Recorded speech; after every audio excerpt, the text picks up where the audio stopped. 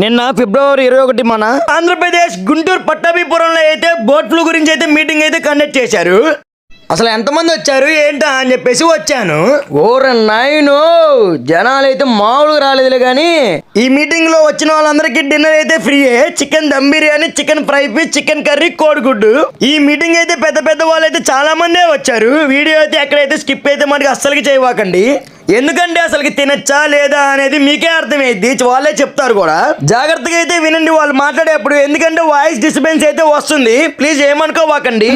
నిర్ధారణ ప్రయోగశాల animal disease diagnostic laboratory assistant director గారు ఒక 2 నిమిషాలు క్లుప్తంగా చెప్తారు. అందరికీ నా హృదయపూర్వక శుభాకాంక్షలు తెలియజేస్తున్నాను. మనకు వెస్ట్ గోదావరి, ఈస్ట్ గోదావరి, కృష్ణా జిల్లాల్లో బర్డ్ ఫ్లూ డిక్లేర్ చేయడం జరిగింది.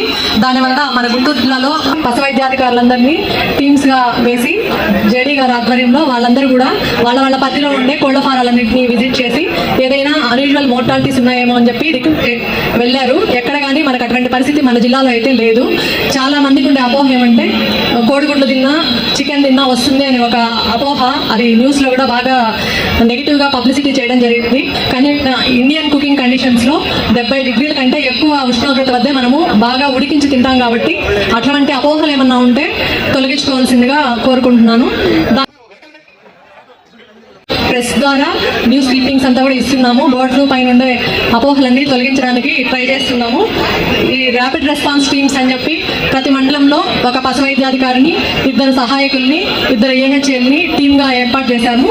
ఎక్కడన్నా ఏదైనా అన్యూజువల్గా పరిస్థితి తలెత్తితే ఏ విధంగా దాన్ని కంట్రోల్ చేయాలి అని చెప్పి కూడా ప్రిపేర్డ్గా ఉన్నాము.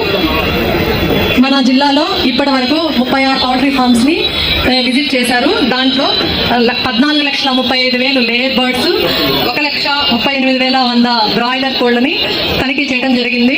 ఎక్కడ కూడా మనకి ఇప్పటి వరకు అసాధారణ మరణాలు అయితే నమోదు కాలేదు.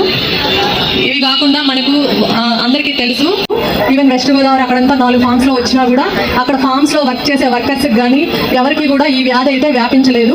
దయచేసి భయాందోళనలన్నీ తొలగించుకోవాల్సిందిగా కోరుతున్నాను. నాకు ఈ అవకాశం ఇచ్చినందుకు ధన్యవాదాలు తెలుపుతున్నాను. Thank you madam.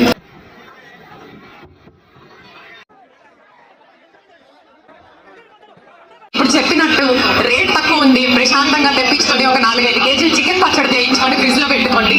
ఒక 4 నెలలు ప్రశాంతంగా తినొచ్చు. ఇవన్నీ అపోహలేనండి. చిన్నపిల్లలు కూడా ఉన్నారు. అందరూ హ్యాపీగా చికెన్ తినాలి, హెల్తీగా ఉండాలి. ఓకేనా? ఐటమ్స్ అయితే బాగానే పెట్టారు. చికెన్ అయితే తినచ్చన్నారుగా, ఇంక జనాలు ఎందుకు ఊరుకుంటారు? ఇక మొదలెడదామా అంటున్నారు.